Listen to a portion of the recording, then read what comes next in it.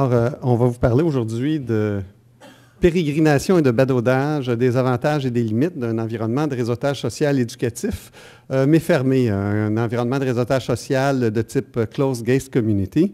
Ma collègue de recherche, Nicole Rassette, est dans la salle ici avec moi. Et notre autre collègue, Mourad Cherchi, est parti en Tunisie pour quelque temps. Alors, il n'est pas avec nous. Donc, tout ça s'inscrit, c'est une façon un petit peu différente de vous présenter le plan de match à l'image un peu du genre de choses qu'on a expérimenté. Alors, l'origine de notre projet, premièrement, question de contexte, on l'a vu un petit peu dans d'autres présentations. Nous assistons présentement à un essor sans précédent de la formation à distance. Allen et Seaman, en 2010, dans le rapport Sloan, rapportaient quelques statistiques intéressantes. En fait, je commence par la dernière. 30% des étudiants niveau postsecondaire aux États-Unis, cela étant, mes collèges et universités, suivent au moins un cours en ligne. C'est pas mal ça. 30% des étudiants. Ensuite, les deux tiers des établissements d'enseignement privé considèrent que les cours en ligne constituent une composante critique de leur développement. Il faut comprendre qu'aux États-Unis, les établissements d'enseignement sont largement privés, beaucoup plus de privés que de publics. Mais la statistique qui montre, qui est particulièrement intéressante, c'est les deux du milieu. L'augmentation des inscriptions dans le secteur régulier de l'enseignement supérieur, c'est de 2 par année, c'était 2 en 2010, tandis que l'augmentation des inscriptions dans les cours en ligne, 29 Donc, ce qu'on voit, c'est que le développement, la croissance est vraiment du côté de la formation à distance par rapport à la formation traditionnelle. Parallèlement à ça, on assiste à une croissance phénoménale de tout l'univers des médias sociaux, du Web 2. Enfin, Facebook est certainement l'exemple par excellence. Chaque fois que je fais une présentation, je mets le nombre d'usagers de Facebook pour illustrer ça. Et la dernière fois, bon, j'ai changé de 750 millions à 1 milliard. Dans mes premières présentations, j'utilisais le RAS sur alexa.com et on voyait Facebook en 8e, ensuite en 6e, ensuite en 4e. Assez rapidement, il est devenu en premier ou deuxième, des fois après Google. Alors, il y a tout un phénomène. Facebook, dans l'étude qu'on a faite auprès de l'ensemble des étudiants du postsecondaire, 93% des étudiants se disaient des usagers de niveau intermédiaire ou avancé avec Facebook, c'est-à-dire qu'ils ont un compte qu'ils utilisent et visitent régulièrement et maîtrisent l'essentiel des fonctionnalités. C'est beaucoup, là, 93%. Alors, dans ce contexte-là, la formation à distance, dans tous ces modèles, est frappé par des problèmes récurrents de persévérance. On se préoccupe de taux d'abandon, d'une persévérance moins grande qu'en formation en présentiel. Il y a toutes sortes de considérations qui rentrent en ligne de compte. Ça mériterait ce sujet-là, lui seul, toutes les 15 minutes dont je dispose, mais c'est le contexte dans lequel ça se situe. Évidemment, beaucoup mettent en évidence l'isolement relatif des apprenants et le fait aussi que dans les établissements de formation à distance, que ce soit volontairement ou involontairement, les apprenants ne sont pas très visibles les uns pour les autres habituellement. Donc, l'étudiant, c'est vrai dans le cours auto-rythmé, le genre de cours qui s'offre au cégep à distance ou à l'ETLUC, mais c'est vrai aussi dans les cours par cohorte qui sont offerts, par exemple, à la faculté d'éducation permanente, ou quand c'est à distance, il n'y a pas vraiment d'activité d'équipe. Il n'y a même pas vraiment moyen de savoir qui est inscrit dans le même cours que moi en formation à distance. Alors, par rapport à ça, on pressentait que les médias sociaux, les logiciels sociaux offraient différentes opportunités de collaboration et de communication entre pairs. Donc, il y a un peu des nouveaux modes de collaboration qui émergent. Je vous dirais beaucoup des modes de collaboration indirecte par l'échange de traces d'activités, l'échange de ressources qui sont partagées par des étiquettes, des tags, des commentaires, des systèmes de vote. Donc, des types de collaboration beaucoup plus légères et indirectes que ce qu'on connaissait auparavant, traditionnellement dans le travail d'équipe collaboratif ou coopératif, mais qui peuvent quand même avoir de la valeur. Alors, cadre conceptuel dans lequel on s'est situé, la transparence, c'est quoi la transparence? C'est justement la possibilité pour les apprenants et les tuteurs d'avoir un aperçu des activités des uns et des autres et des ressources produites par les uns et les autres. Par exemple, dans un cours de comptabilité que Mme Racette donnait à la TELUC. Les étudiants devaient faire une carte conceptuelle, donc ils pouvaient se partager des cartes conceptuelles. Les cartes conceptuelles des étudiants d'une session pouvaient être vues, reprises par des étudiants d'un autre trimestre. Donc, c'est dans ce sens-là que les traces d'activités des apprenants peuvent devenir des ressources pour l'apprentissage. La transparence, c'est déjà le fait de pouvoir voir les autres. Par exemple, là, c'est une saisie d'écran de ce qu'on a choisi comme logiciel environnement de réseautage social. C'est un environnement fondé sur ELG. C'est une évaluation qu'on a faite en 2009 parce qu'il y avait une très large communauté d'usagers, une bonne sélection de plugins. Ça nous apparaissait le meilleur choix à l'époque. Alors, on voit ici qu'on a plusieurs possibilités en haut à droite de voir facilement qui sont les nouveaux membres. Ici, on clique sur la photo. Alors là, on a des détails sur le profil. Donc, la transparence et la socialisation dans les réseaux sociaux, c'est beaucoup aussi fondé sur un premier élément qui est le profil. Donc, le profil, c'est un élément par lequel les étudiants ou les utilisateurs des réseaux sociaux peuvent se connecter les uns aux autres en fonction de caractéristiques communes, en fonction d'intérêts communs.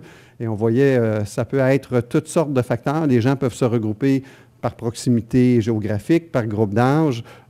Ils ont manifesté éventuellement l'intérêt de se regrouper, oui, par cours, mais aussi par endroits où ils sont rendus dans le cours, ce qui était plus difficile à faire. On n'avait pas vraiment d'instrumentation pour faire ça.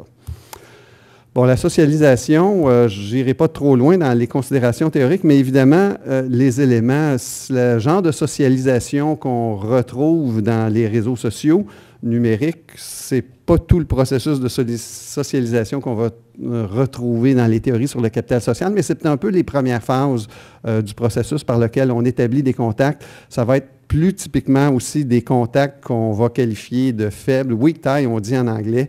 J'ai comme traduit ça par contact lousse. Alors, c'est plus ou moins élégant, mais weak tie, ça parle beaucoup mieux. Donc, on établit des liens avec une plus large quantité d'usagers, mais des liens plus souples. En entrevue avec des étudiants du collégial l'année dernière, en 2011, on leur demandait il y avait combien d'amis Facebook. Et là, c'était phénoménal. Ils nous disaient 800, 900. Là, il y en a une qui nous disait « Ah, moi, j'ai arrêté, j'en ai pas beaucoup, j'en ai 500. » Alors, mais c'est ça, c'est des liens faibles. Les éléments du profil peuvent être un intérêt. Là, dans ce cas-ci, si on clique sur une disponibilité, ça peut être une manière d'établir des liens.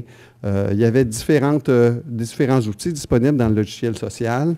Alors, grosso modo, notre objectif, c'était l'idée de pouvoir favoriser peut-être le sentiment de présence des autres, puis éventuellement d'essayer de favoriser la persévérance, mais avant ça, on s'est intéressé, après avoir implanté cet environnement-là, à décrire quelle est l'utilisation que les étudiants font d'un site de réseautage social, puis voir un peu quels sont les obstacles à son utilisation ou ce qui en favorise l'utilisation.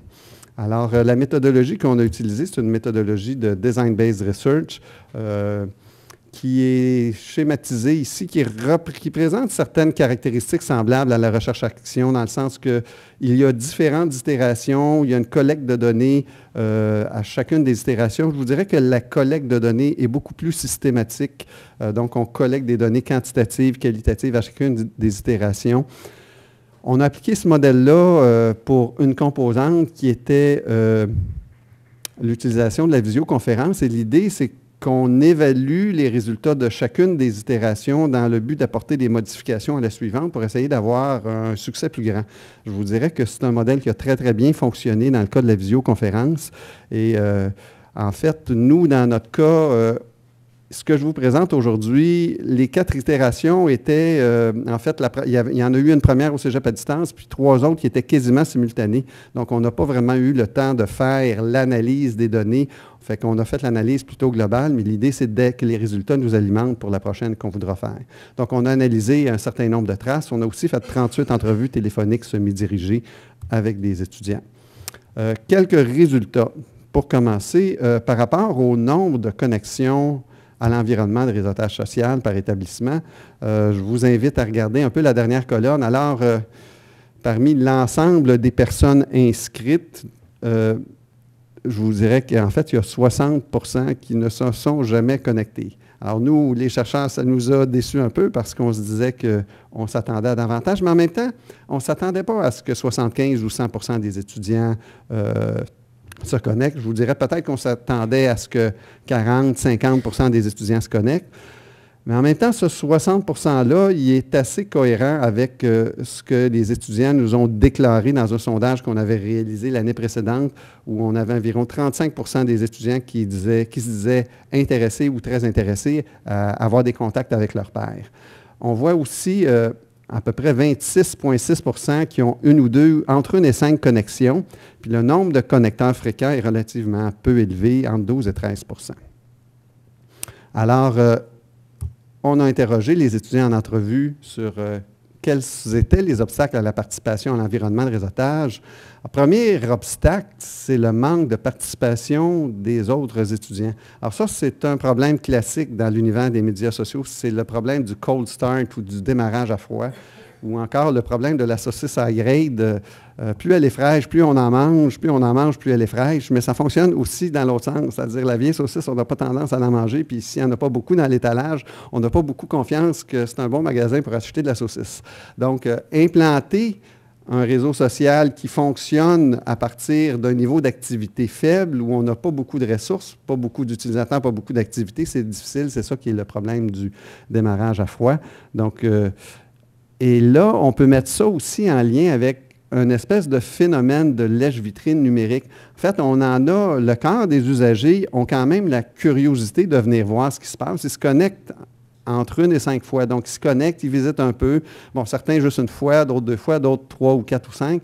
Alors, ils viennent voir ce qui se passe, ils viennent, oui, faire du lèche-vitrine, mais c'est un phénomène qui est assez bien documenté dans l'univers des forums de discussion, mais qui se reproduit aussi également dans le réseau social. Alors, je suis allé sneaker pour voir les nouveaux inscrits, les gens qui mettaient leur avatar, qui donnaient des renseignements sur leur profil. J'allais voir, j'ai fait ma scèneuse. Alors, mais ils ne font pas juste ça, parce que s'ils voient qu'il ne se passe pas grand-chose, ça ne les encourage pas à participer, voire ça les décourage de participer. Ouais, il ne se passe pas grand-chose ici, alors je pense que je vais laisser faire. Deuxième obstacle, les problèmes techniques. Alors, les problèmes techniques étaient de différents ordres. Je vous dirais que lors de la première itération, aussi bien à la TÉLUQ qu'à l'Université de Montréal, on avait 3 systèmes d'authentification différents. C'était compliqué. Puis à l'Université de Montréal, c'était pire que pire. On avait 3 façons de gérer son identité parce qu'on utilisait aussi la visioconférence pour les étudiants. C'était vraiment très mêlant. Donc, on avait des gros problèmes. Le principal obstacle à l'Université de Montréal, c'est la connexion. Alors, au cégep à distance, ils avaient réussi à faire une assez belle intégration entre leur environnement d'apprentissage et l'environnement ELG. Alors, ça, c'était le plus important des problèmes techniques. Il y a aussi les problèmes techniques que vous savez, quand vous appelez le soutien informatique, vous entendez des informaticiens parler entre eux, là, quand ils vous disent « Ah, ça, c'est un code 13 », puis qu'ils parlent, j'espère qu'ils ne parlent pas de vous, ça veut dire 13 pouces de l'écran. 13 pouces de l'écran, là, ça veut dire ça ici. Alors, code 13, c'est des problèmes techniques qui ne sont pas des vrais problèmes techniques, c'est des problèmes usagers. Alors, il y en avait, les étudiants nous le disaient en entrevue, bon, je suis très poche avec les ordinateurs, je ne comprends même pas pourquoi j'ai accepté là, de faire partie de ce projet-là. Facebook, je ne connais même pas ça. Alors, évidemment, il y a des effets de découragement, puis de perception de perte de temps aussi. Ah, mon profil il a disparu, donc j'ai mis de l'énergie, j'ai créé, puis là, à un moment donné, on se tente de faire ça. Donc, les obstacles, les problèmes techniques, il faut que la technologie marche pour que ça soit lié. Finalement, 3e catégorie d'obstacles, la plus importante, les problèmes liés au temps. Bon, les pertes de temps, mais aussi le fait qu'on se trouve en formation à distance et que c'est un mode qui est choisi. La flexibilité, c'est la raison numéro 1 pour laquelle les étudiants choisissent ce modèle-là. Donc, par exemple, cette personne-là nous dit, bien, en fait, j'ai choisi de faire un cours au cégep à distance parce que je peux le faire à mon rythme et quand je le veux. Alors, c'est pour ça que je n'ai pas utilisé Osmose. Alors, ce que ça nous dit, oui, et demi selon mon timing à moi. Alors, quelques pistes. Donc, le pourcentage des non-utilisateurs est semblable à celui des non-intéressés par la collaboration. Donc, on ne peut peut-être pas avoir dans un modèle de formation à distance des attentes comme quoi une majorité des utilisateurs vont utiliser ça parce que plusieurs ont au départ des intentions qui sont orientées surtout vers l'apprentissage individuel. Donc, c'est la raison pour laquelle ils choisissent le format. Bon, le fameux problème du cold start, on peut peut-être se pallier en facilitant la participation, en renforçant, en valorisant, en faisant circuler les contributions initiales, par exemple. Ça peut être fait de manière manuelle ou de manière semi-automatique, c'est-à-dire mettre en évidence les contributions. Comment intéresser ceux qui ne se connectent pas? En fait, l'autre chose qu'on a dans une autre publication qu'on vient de faire à l'AIRA, c'est qu'on s'est rendu compte que les utilisateurs fréquents, eux, sont caractérisés vraiment par la perception de valeur, c'est-à-dire perception d'utilité, mais perception d'intérêt aussi. Ils vont dans le réseautage social parce qu'ils trouvent que c'est utile, mais aussi, et encore plus que l'utilité, parce qu'ils trouvent ça intéressant de faire ça. Ils trouvent ça intéressant d'avoir des contacts avec d'autres étudiants. Donc, les étudiants qui ont des perceptions fortement orientées sur la valeur, même s'il y a des petits problèmes de convivialité ou de simplicité, ce n'est pas vraiment un problème pour eux. Piste future pour nous, d'abord, unifier l'accès, de simplifier. Simplifier l'interface aussi, parce que pour les étudiants, Facebook est la référence, et on s'est rendu compte que dans notre environnement, on a malgré tout des petits problèmes de convivialité. Une possibilité, peut-être, pour différentes raisons, on s'y refusait, mais on envisage peut-être la possibilité d'utiliser des groupes Facebook créés par l'établissement. En fait, dans l'enquête qu'on a menée l'année dernière, on s'est rendu compte que 60 des étudiants avaient déjà, c'était pas en formation à distance, mais 60 des étudiants se créaient déjà des groupes Facebook. Les groupes existent, le prof n'est pas dedans, le prof ne sait pas que ça existe, mais c'est là aussi, c'est peut-être vrai aussi en formation à distance. Alors, et l'autre item, c'est-à-dire peut-être d'essayer de concevoir l'animation des premières étapes, c'est-à-dire l'établissement des profils, faire un peu d'engineering social, si je peux m'exprimer ainsi, c'est-à-dire s'arranger pour concevoir un scénario d'activité dans lequel les étudiants vont non seulement remplir leur profil d'une manière qui va être intéressante pour les autres, mais faire en sorte qu'ils se créent des liens au travers de ces profils-là. On envisage aussi une autre piste qui serait d'utiliser un plugin qui s'appelle Facebook Connect, qui serait un bon compromis, c'est-à-dire plutôt que d'utiliser Facebook direct, ils pourraient se connecter à partir de leur identité Facebook et remplir leur profil à partir de leur identité Facebook, tout en demeurant dans un système séparé.